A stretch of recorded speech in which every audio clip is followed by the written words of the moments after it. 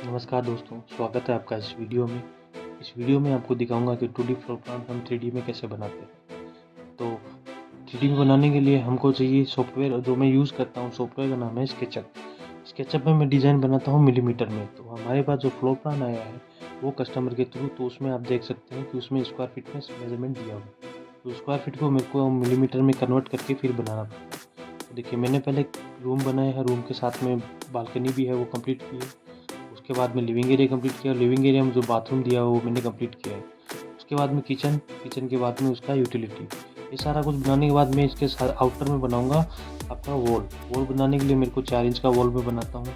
तो वो जितना वॉल मैं आउटर में बना सकता हूँ वो मेरे लिए ईजी रहता है, ताकि 4 इंच का जो डिफरेंस है वो अंदर में नहीं मिले, बाहर में एडजस्ट हो जाए। जो वॉल मेरे को अंदर बनाना है उसको मेरे को अंदर ही बनाना पड़ेगा। जितना पॉसिबल हो सकता है उतना मैं आउटर बनाने की कोशिश करता हूँ। हमारी वॉल कंप्लीट होने के बाद में जो कनेक्टर है वो उनको मेरे को कट करना पड़ेगा, ताकि जब मैं वॉल को उठाऊं तो एक साथ पूरा वॉल उठे। वॉल की हाइट हमारी जो फ्लैट में रहती है 9 फीट, स्टैंडर्ड जो है वो 9 फीट रहती है। तो अब धीरे धीरे जब आप डिज़ाइन देते हैं, मार्किंग करते हैं, तो फ्लैट विजिट करते हैं तो आपका आइडिया हो जाता है। मेरे को पता है सीलिंग हाइट रहती है 9 फीट, उसके अकॉर्डिंग मैं 9 फीट हाइट ले लेता हूँ। फिर मैं रूम्स के डोर जो फ्लोर प्लान मेरे को दिए हुए हैं कहाँ पे है वो बनाता हूँ। विंडो कहाँ बनानी है वो मैं बनाता हूँ, क्योंकि विंडो और डोर्स पे मेजरमेंट नहीं देते हैं। तो मेरे को पता है कि जो रूम्स होते हैं उनमें जो डोर होता है उनकी साइज़ होती है मतलब 900 mm, और विंडो जो स्टार्ट होती है वो 2 फीट की होती है, 4 फीट की होती है, 5 फीट की होती है, और आपकी 6 फीट की भी विंडो होती है। वो फ्लोर प्लान से आपको आइडिया हो जाता है। आप जितना प्रैक्टिस करते हैं, विजिट करते हैं साइट, तो आपको आइडिया हो जाता है कि कितनी विंडो है। तो मैंने 4 फीट की विंडो ली है इसमें।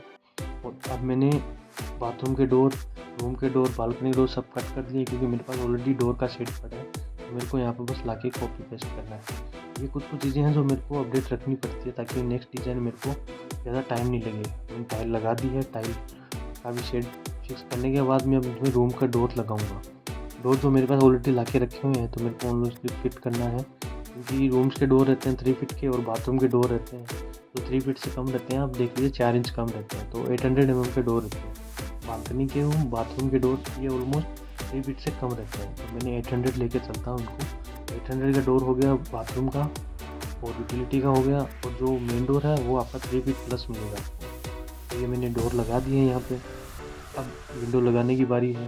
विंडो भी मेरे पास ऑलरेडी 2-4 सेट बने हुए हैं, तो मैं उनको लाके इधर पेस्ट कर दूँगा और विंडो के अकॉर्डिंग उनको फिक्स कर दूँगा। ये करने के बाद अभी ये बालकनी की हो गई। बालकनी की विंडो लगाने के बाद मेरा जो सेकंड स्टेप रहेगा वो रहेगा कर्टन का। अब ये सब कंप्लीट होने के बाद मैं इन पे फिक्स करूँगा कर्टन। क्योंकि हाँ, बालकनी की जो यूटिलिटी है किचन की, उसकी भी वॉल मैंने कम की है, ताकि उसके ऊपर में विंडो लेना नहीं लेना वो कस्टमर के बाद का बिल्डर नहीं देते हैं पीछे विंडो, वो बात की डिस्कस है। तो उसके अकॉर्डिंग मैंने उसका हाइट कम। अब मैं लगा रहा हूँ कर्टन, जो मेरे को एक लिविंग एरिया में लगाना है और एक लगाना है रूम में। रूम में लगाने के लिए मेरे को इसमें थोड़ा कॉपी पेस्ट करके एडजस्ट करके पूरा हाइट सेट करना पड़ता है, तब जाके ये पूरा लुक इसका आता है। तो उसमें कंप्लीट होने के बाद हम इसका नेक्स्ट स्टेप रहता है प्रोसेस, जो डिज़ाइन का है। जैसे सोफ़ा है, सोफ़ा मैंने ऑलरेडी ला के रखा हुआ। अब इतना बड़ा सोफ़ा इस फ्लैट में नहीं लगा, तो मेरे को जो एक्स्ट्रा पार्ट है वो कट करके इसको फिक्स करना पड़ता है। इतनी कुछ कुछ चीज़ें हमको देखनी पड़ती है कि ये चीज़ इस फ्लैट में पॉसिबल है क्या नहीं, क्योंकि कस्टमर बाद में डाउट करता है कि इसको कितना नॉलेज है। तो ये हो गया फ्लोर प्लान। मिलते हैं नेक्स्ट वीडियो।